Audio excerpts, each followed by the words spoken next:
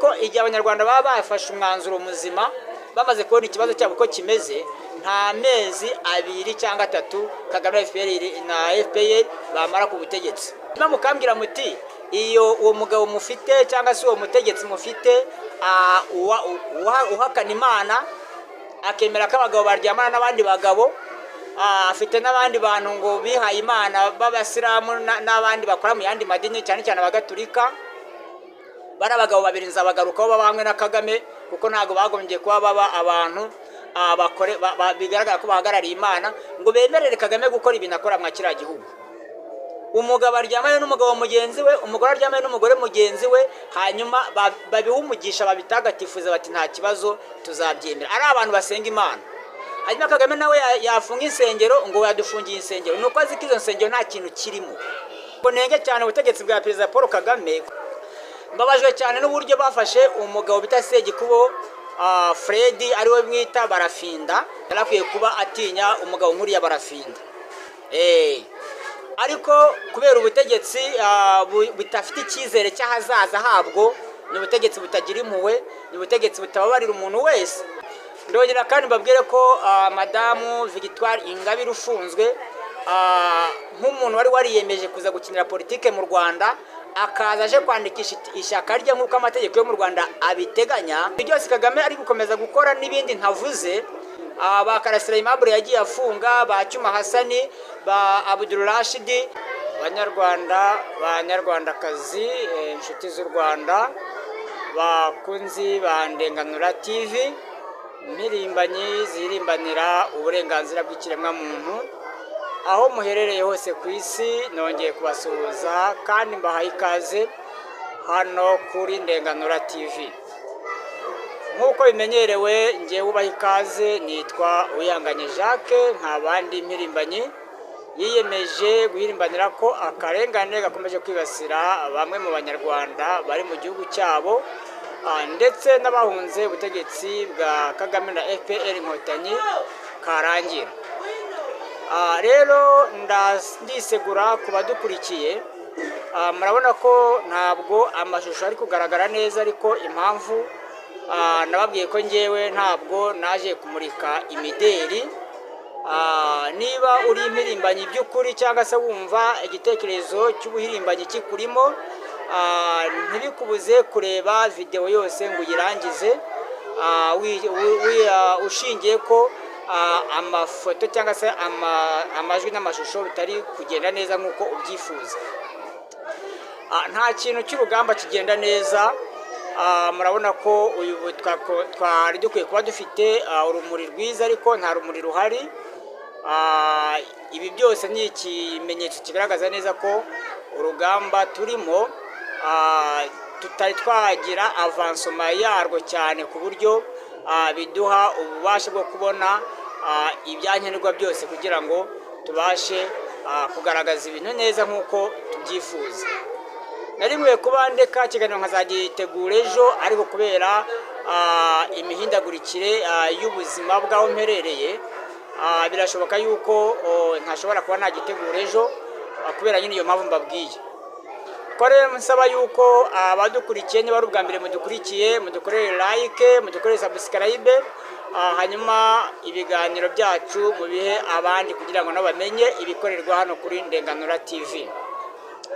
Tugira ngo rero tuganire ku birebana n'imibereho abanyarwanda bari mu gihugu babayemo, twibaza niba iriya mibereho abanyarwanda bari mu gihugu uyu munsi babayemo, niba bazayikomeza kuyibamo kubera ko uwayibashyizemo baramuzi, cyangwa se niba barafata imyanzuro yo kurwanira uburenganzira bwabo, cyane ko uwabashyize muri iyo mibereho mibi igayitse y'agasuzuguro ibatesha agaciro ku isi yose ndetse no mu Rwanda mu gihugu cyabo.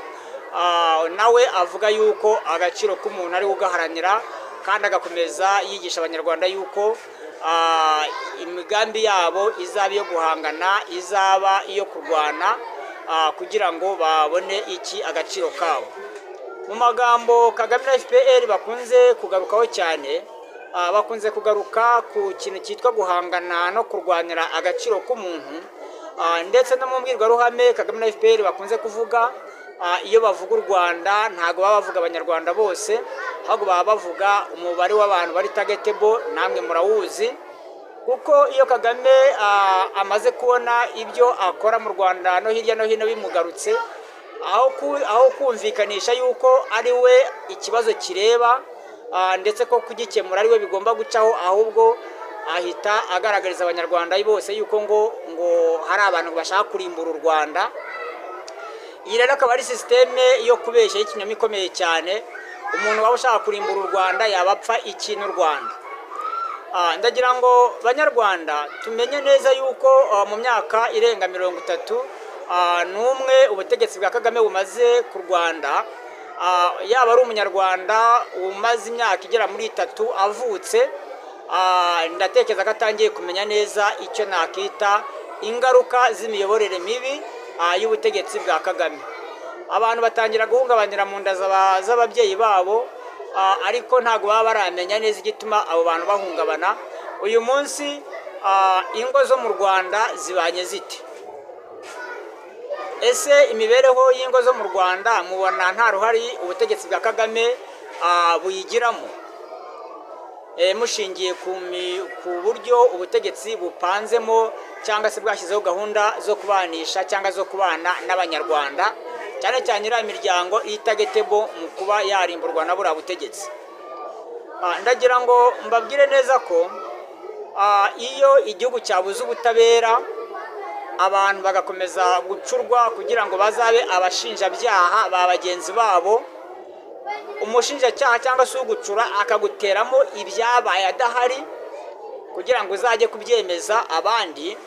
Bamwe mu banyarwanda igihe byabaga babonaga ko ari ibintu bizaba kuri bariya bikarangira, ariko uyu munsi wa none umuntu arabyara umwana akaba umusore akajya mu gisirikare cyangwa akajya muri ya mitwe y'abagizi ba nabi Kagame agenda setinga mu birere bitandukanye by'u Rwanda, yarangiza akaba ari we muntu wa mbere ugomba kuza ari icyorezo mu muryango, agomba kugirira nabi ababyeyi be.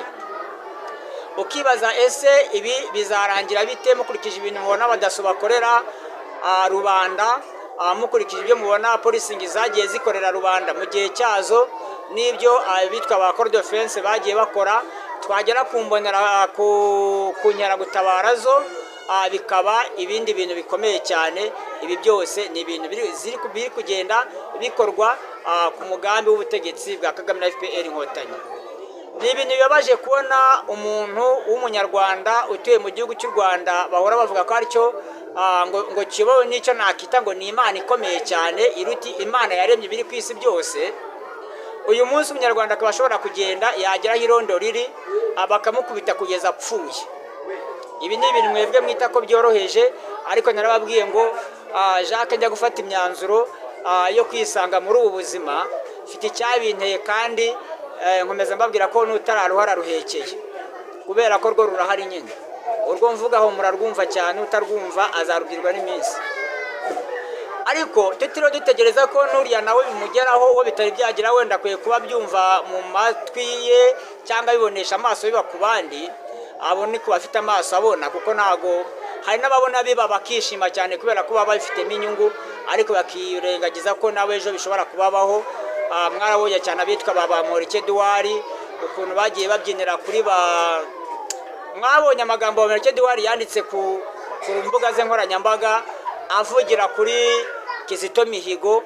Mu minsi mike wa Mureke Edouard nawe yisanga ahantu, uretse ko buriya wenda bashaka kuba bazamugirira imbabazi, ariko aho yisaza ndazi neza ko azava aho ari uyu munsi asabiriza, kandi yari amaze kugekara ko yuje amafaranga arenga miliyari y'amanyarwanda akiri umwana mutoya ataragera ku myaka y'ubusaza. Aha rero ndagira ngo mbabwire ko Kagame na FPR cyangwa n'agatsiko ke, abo ubutegetsi bwabo icyo bita u Rwanda bo barabuzi neza cyane. Baragukoresha ukemera kwica ababyeyi bawe, ukemera kwica imiryango yanyu, ukemera kugira abo muvukana, ukemera kugira inshuti n'abavandimwe, ariko fendofe Kagame na FPR bakomeje kuramba, nawe birangira bagije gute bagukuyeho ijosi. Muri make rero abanyarwanda ndagira ngo turebere hamwe nkuko nari maze kwibabwira. Nahoze numva abana b'abakobwa bashora mu buraya ntabwo nabyita uburaya kuko uburaya bukorwa n'abantu bakuze, ahubwo ni mu bikorwa nakita ko ari ibikorwa bibatesha agaciro cyangwa se bigaragaza ihungabana bahuye naryo ryo kutizera ejo habo hazaza. Ugasanga umwana w'umukobwa w'imyaka 12 yatangiye kurara aho ababyeyi be batazi, nabo ntibakeneye no kuhamenya kubera ko kuhamenya ntacyo bamariye. Ubushobozi bwo kwita ku babyeyi, bwo kwita ku bana, Kagame na FPR Inkotanyi bamaze kubukura muri iyo miryango nyine igomba kurimbuka. Ugasanga noneho umwana w'umukobwa w'imyaka 12, 13 abyariye mu rugo inshuro ebyiri. Kubyara mu rugo ni ukubyarira aho ababyeyi be bari, n'ababyeyi usanga badafite n'izongo cyangwa n'ayo mazu, ariko iyo abyariye hamwe n'ababyeyi be tubyita ko ubwo yabyariye mu rugo, kabone nubwo bari mu kigunda. Mwagiye mubona amashusho menshi y'abanyamakuru batandukanye bagiye bagaragaza neza uko hamwe mu hantu hatandukanye abantu cyangwa imiryango yagiye yifata ikajya kurara mu binani no mu bigunda kubera yasenyewe amazu yayo. Hari abantu benshi tuzi bafunze bazira kurekarama cyangwa kuburana ibirebana n'imitungo yabo. Ubutegetsi bwa Kagame na FPR Inkotanyi bwabambuye cyane cyane ibibanza, inganda ndetse n'amazu. Ndavuga imitungo itimukanwa n'iyimukanwa. Hari n'amafaranga menshi agenda aburira ku makonte ndetse n'ubundi bugome bugenda bukorwa cyane, aho umuntu bamutandukanya n'imitungo ye yose mwanditseho mu gihugu, nk'uko nanjye banyambuye ubwenegihugu bakantandukanya n'icyitwa ishuri, n'icyitwa ikintu cyose nari mfite mu gihugu cy'u Rwanda. Aha ngaha iyo babikoze, abantu bazi icyo bita nasiyonalite cyangwa se ubwenegihugu, urazi ko mu Rwanda nta serivisi n'imwe bashobora kuguha batashingiye ku nasiyonalite yawe cyangwa se ku irangamimerere ryawe. Umuntu akwambuye irangamimerere, amafaranga ari kuri banki uba utandukanye nayo. Abana muvukana cyangwa umuryango wawe wose, aba ari ugukomokaho cyangwa ari ugukomokaho, yose muba mutandukanye. Nta serivisi n'imwe uba wemerewe guhabwa mu gihugu. Ubu bwicanyi bumeze gutya rero, ntabwo tuzakomeza kuvuga ngo Kagame na FPR bazagira aho bananirwe ku buryo bazatugirira imbabazi cyangwa base bakatureka kubera ko twabananiye kutugirira nabi mu gihe twebwe tutagira icyo dukora. Hari umuntu umwe nigeze kubwira ku birebana n'imigambi dufite yo kuba twakibohora, arangije arambwira ati rero muvandimwe wanjye sinkuca intege, atari ko rwose aho kugira ngo tuzemere ko biriya bibaho, ubwo twari tubwira tureba ku mpande zose, ni uru ruhande twarwaza tukarako rwatubohora, ubwo tuba tuganira byinshi. Umuntu arambwira ati kugira ngo nemere ko biriya bintu bikunda ku giti cyanjye, ati nzareka FPR nyiyicira. Ati kubera ko n'ubundi nta mahoro mfite kuri biriya bintu, ntago ngo hari abantu byitwa ko barwanya ubutegetsi bwa Kagame, ariko bitewe n'uburyo babikoramo ugasanga abanyarwanda batabizeye cyane ko batabashije kugaragaza neza ibikorwa bishobora gutuma abanyarwanda babaha icyizere. Aho rero nibyo tuba tuganiraho. Ariko no nkibaza, none se twemere dupfe tureba gutya gusa? Kuko namaze kubona ko ubutegetsi bwa Kagame abanyarwanda ni twebwe tubuha imbaraga. Iyo bagiye gushaka abadaso cyangwa se polisingi cyangwa abanyerondo bakora irondo ry'umwuga, baza mu baturage bakaza kureba wa wundi wibagiranye utagira n'umwenda wo kwambara, akaba bwati baba tugiye guha akazi kubera asanzwe amerewe nabi n'ubuzima, akemera kujya gukora ibintu byose bazamubwira by'ubugome n'ubugizi bwa nabi kandi ntacyo ahembwa. Bikazarangira kakazi akora kamushoye mu gukora ibibi byose kugira ngo abone icyarya, cyane ko na leta iba yamaze kumuha uburenganzira bwo guhemukira bariya abantu runaka, mu gihe hari abandi atagomba gukandagiramo ngo agire icyo akora bimuha amahoro. Hanyuma ukibaza none se ko ari twebwe duha Kagame na FPR Inkotanyi imbaraga zo kugira ngo n'ubundi twigirire nabi, dusa nkaho twiyahura muri rusange, nitwe twiyica.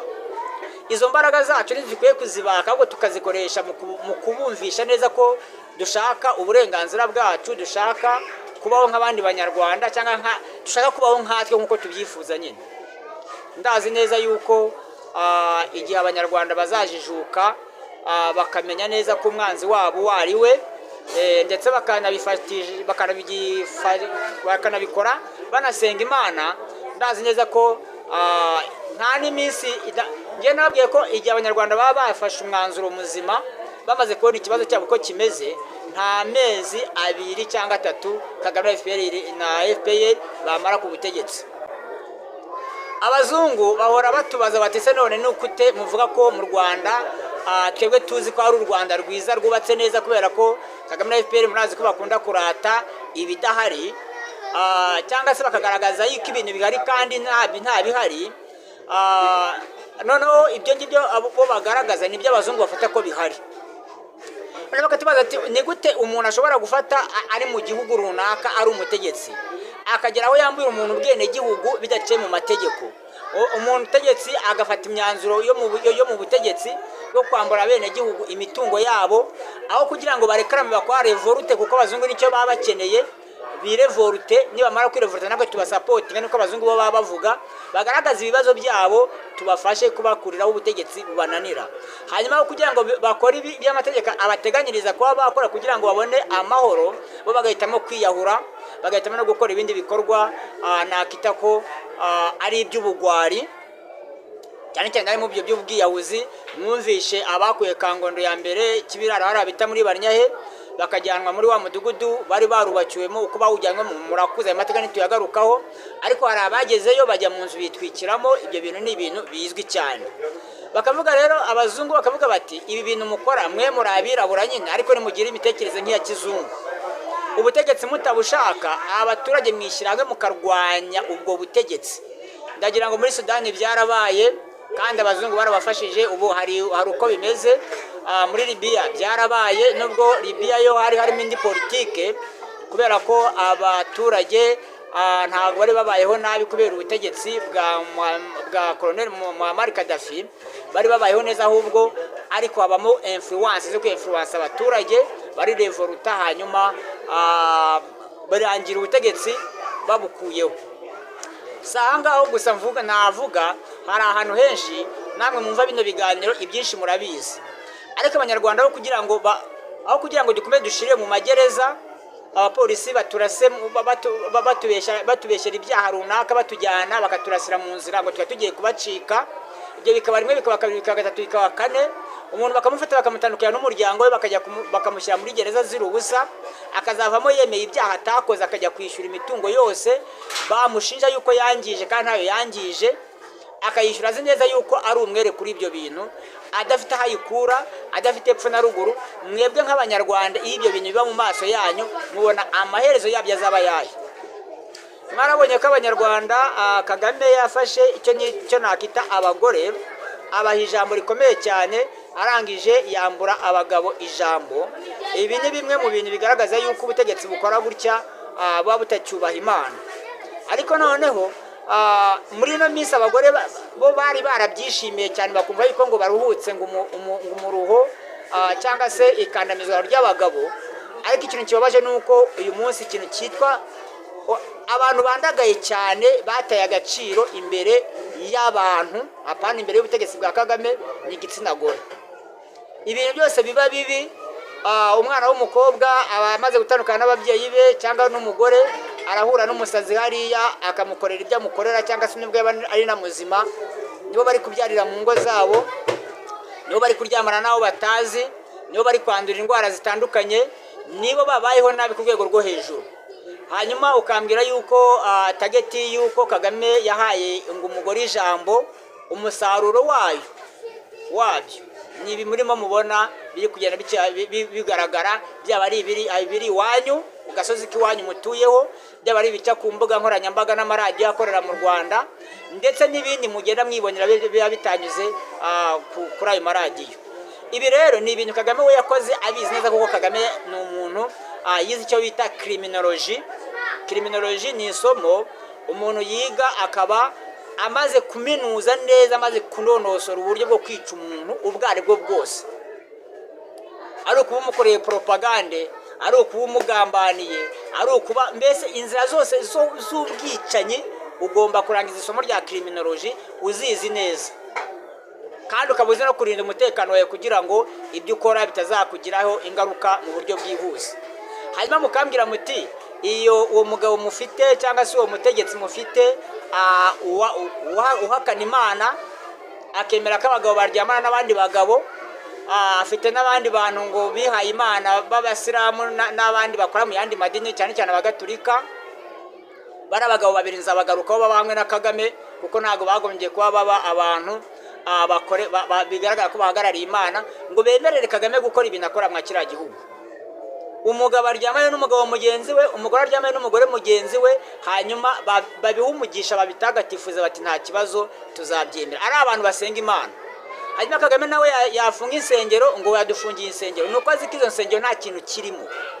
Kuko iyo ziza kuba zirimo ikintu, ntabwo bari abantu bari kwemera bo bazishinzwe kandi bamwegereye iruhande rwe kakora ibizira bingana n'ibyo ari gukorera mu Rwanda. Umutegetsi akajya hari akavuga ngo Imana yatinye u Rwanda, ngo yararutinyuka, ngo Imana yarutaye ngo ararutoragura. Ari umuntu bayoboye mwicaranye we musenga Imana, muturakoze nyakuba mugakoma amashyi. Abagabo nzabagaruka kuko n'abagabo mbona ko rimwe na rimwe kugira ngo tuvuge kuri Kagame cyane twamaze kuvuga ko iba ari abagabo. Iyo umuntu yitwaje Imana aba yitwaje icyo nakita ikinyabubasha gisumbye ibindi byose biri ku isi no mu ijuru ububasha. Ni ngombwa reka agomba kugaragara nk'ufite nyine ikinyabubasha gisumba ibindi muri we. Kuko ntago umutegetsi yajya propose ibintu bibi kandi buri uruhande rwe aricyo ushinzwe umubwire ngo nta kibazo. Icyakora hari uwo bita niba ari Kambanda, wagerageje kumukeburaho gatoya, numva Kagame amucyurira amubwira amagambo mabi, ariko yari yagerageje yararitoboye, aramubwira ngo ni Kambanda ninde sinzi, uriya musenyeri utari umugatulika, numenya ari ntago ndi kumumenya neza, ariko uriya mugabo wabwiye Kagame ati kuri ibi ngi ugiye gukora ngenda bivuga nk'umuntu w'Imana, akamubwira ukuri. Kagame nawe yajya gufatira amakavuga nanjye ntago ndabivuga nk'umuntu w'Imana, ndabivuga nk'umunyepolitiki. Aho ngaho byibuza abanyarwanda baba babonyemo akantu kariko nimuvuga gutyo muzamumenya, nta n'impamvu yo kwigwa muvuga cyane, kuko niwe yibereye mu zabukuru wajya kubona bamurariye ijoro ugasanga bamuciye umutwe. Hanyuma dusoza ikiganiro, ndagira ngo nenge cyane ubutegetsi bwa Perezida Paul Kagame kubirebana nabyo nakita trauma cyangwa se hahamuka bufite bwo gutinya abantu kugeza ubwo bwumvisha ko bagomba kubahemukira.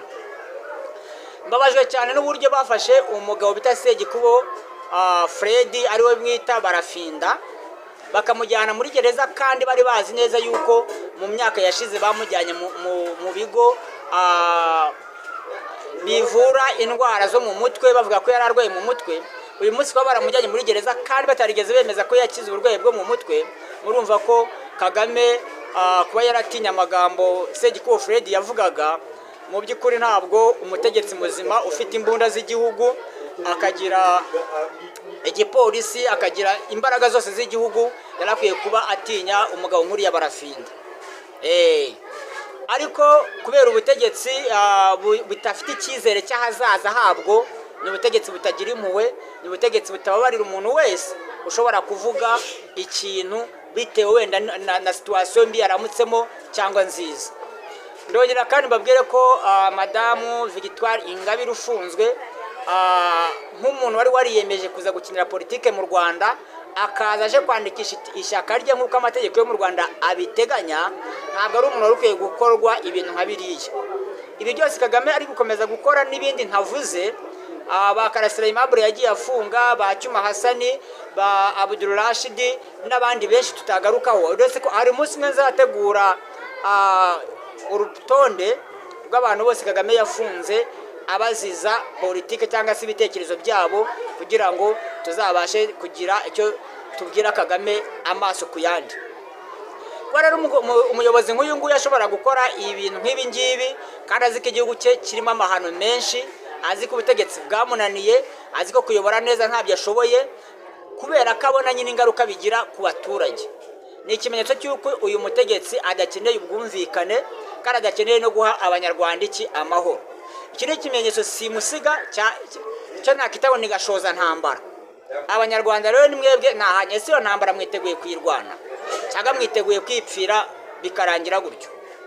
Abadukurikiye n'abazadukurikira mu bihe bizaza, uwiteka akomeza abarinde kandi abahe amahoro n'imigisha. Murakoze.